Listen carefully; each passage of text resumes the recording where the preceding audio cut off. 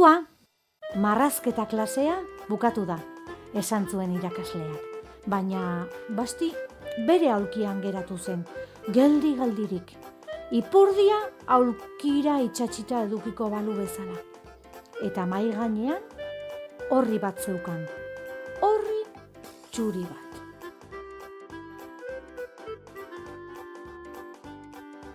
Orduan irakaslea Bastirengana gerturatu, orri txuriaren aurrean makurtu, eta denbora batez adi-adi begira egon ondoren, honela esan zuen. Hartz txuri bat da. Elurrekaitza baten azpian dagoen hartz txuri bat. Oso divertigarria, esan zuen Bastik ironiaz. Ez zait margotzeko ezer bururatzen.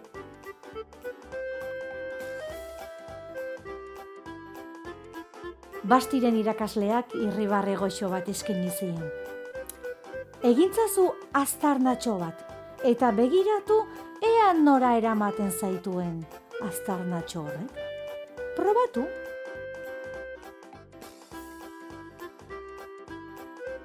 Orduan Bastik margoa eskuetan hartu, eta bere indar guztiekin aztarna bat egin zuen orri txurian. Egina!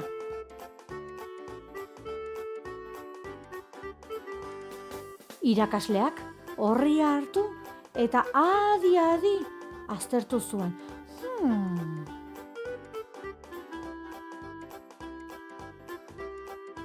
Orria Bastiri itzuli eta lasai ederrean esan zion. Sinadura falta zaizu, norena den jakiteko zure izena jarri behar duzu. Horixe da sinadura.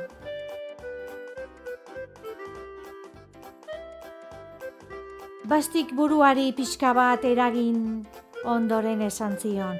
Beno, agian ezakit marrazten, baina badakit nire izena jartzen. Eta hortxe jarri zuen bere izena, Basti.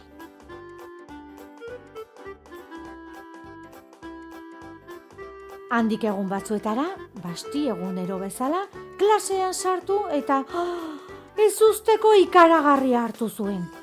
Irakaslearen baiaren gainean, hortxe zegoen horman zintzilik, bere puntua.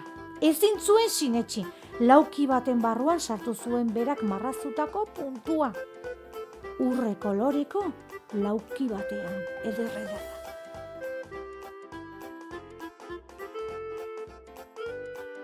Basti etzen oso gustora geratu eta esan zuen bere barrurako. Puntu hori baina puntu hobea egin dezaket nik.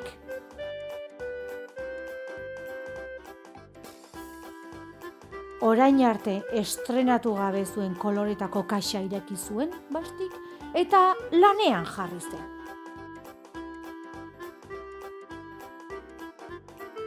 Margotu eta margotuz eman zuen eguna. Puntu hori bat, puntu berde bat, puntu gorri bat, puntu urdin bat.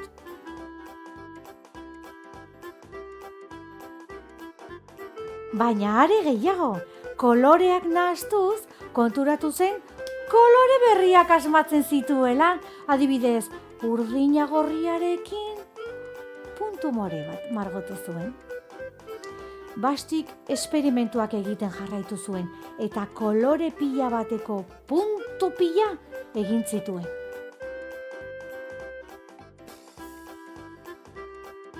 Orduan pentsatu zuen, puntu txikiak egin baditzaket, puntu handiak ere egin ditzaket. Bastik pintzel handiago bat hartu, eta margoak orri handiago batean zehar zabaldu zituen. Puntu handiagoak margotuz.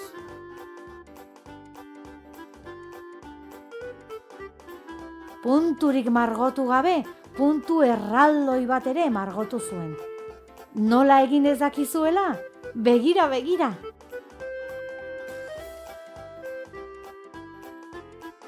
Aste batzuk beranduago, erakusketa bat egin zuten. Bastiren eskolan. Klasean ikasleek egindako marrazkiekin. Bastiren puntuak Harrituta utzi zituen, bai hemengoak baita hangoak ere.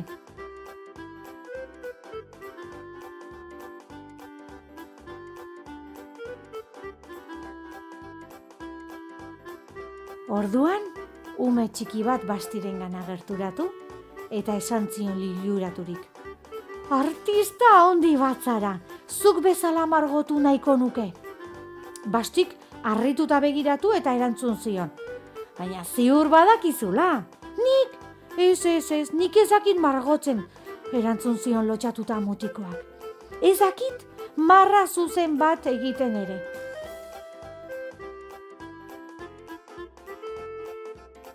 Begira, umeark berak egindako marrazkia erakutsi zion Bastiri. Bastik adi begiratu zuen umeak egindako zirriborroa. Eta esan zion...